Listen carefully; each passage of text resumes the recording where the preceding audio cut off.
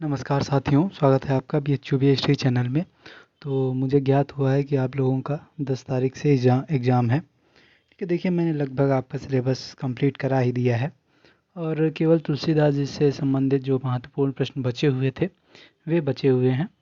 तो बाकी आप लोग वीडियो से पढ़ लीजिए।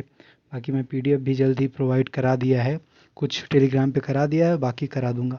आइए आज देख लेते हैं कि किस प्रकार का आपका पेपर आएगा।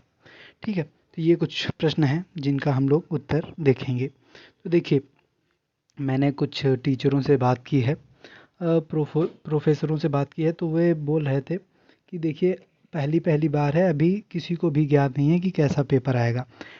चूँकि आपका टाइम घटा दिया गया है, आधा आधा घंटा पहले 3 घंटे का पेपर होता था, अब 2.5 घंटे का ही पेपर हो रहा है। ठीक है, तो जाहिर सी बात है आपका सिलेबस भी कम है तो क्वेश्चन भी कम ही आएंगे। तो हम लोग पहले किस प्रकार का पेपर आता था, ठीक है, वे देखेंगे और उसी हिसाब से अनुमान लगा सकते हैं कि कैसा इस बार पेपर आएगा। तो जैसे ये देखिए, ये 2023-24 का भक्ति काव्य का पेपर है। तो देखिए, आप में सब पद और दोहे यही सब दिया गया है, तो व्याख्या तो पूछेगा ही पूछेगा, ये तो आप गारंटेड मान लीजिए। ठीक है, पहला जैसे प्रश्न है कि निम्नलिखित में से किन्हीं चार की सप्रसंग सहित व्याख्या कीजिए।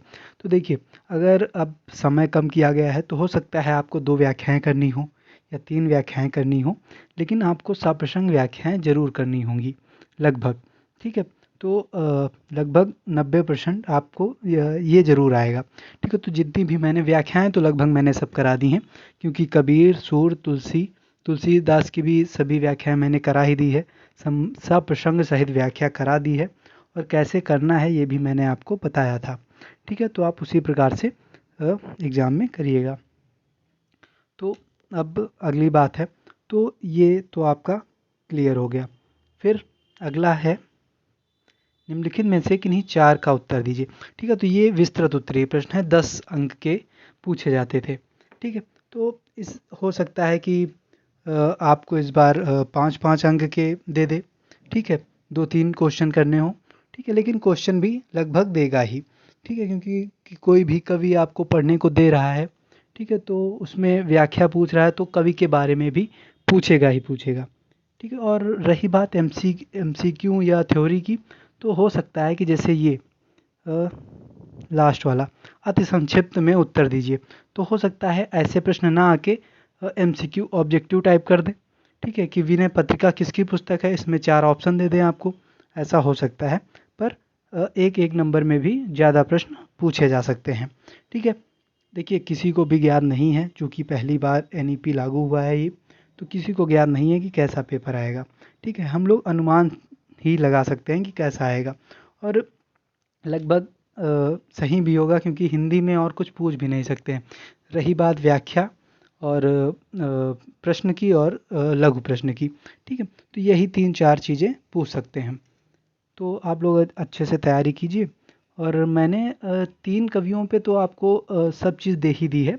अब शायद मीराबाई और तुलसीदास, नहीं, हाँ, तुलसीदास और मीराबाई, ये 2 बचे हैं जिनके अति लघु उत्तरीय जो ऑब्जेक्टिव में पूछे जा सकते हैं, वे मैंने नहीं कराए हैं।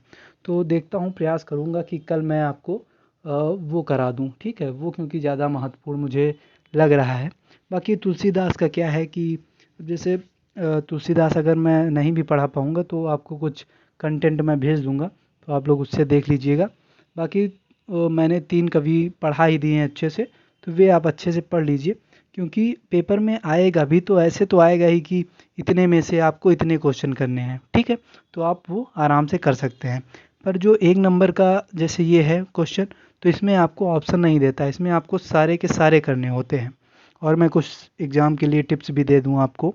देखिए, जितना हो सकेगा आप लोग सुंदर लिखिएगा, और ज़्यादा से ज़्यादा प्रश्न लिखने की प्रयास कीजिएगा। ठीक है, जैसे कि व्याख्या 5 अंक की है, तो लगभग देखिए BHU की कॉपी बहुत छोटी होती है, तो लगभग आपको 2 पेज, ठीक है, 2 पेज मतलब एक पूरा पन्ना, इधर और उधर, ठीक है, दोनों साइड। तो ये 2 पेज में आपकी व्याख्या लगभग आनी चाहिए। ठीक है, इससे कम में नहीं। और रही बात प्रश्न की, अगर 10 अंक का प्रश्न है तो आप उसमें आप आराम से लगभग 300 या 400 शब्द का आंसर लिख सकते हैं। ठीक है, और ज़्यादा से ज़्यादा 500, तो आप ऐसे कर सकते हैं। बाकी वन लाइनर तो आप लोग समझते ही हैं। तो ये कुछ है। बाकी मॉडल पेपर की वही बात है, अब एग्ज़ाम आप लोगों को डेट पता ही चल गई है।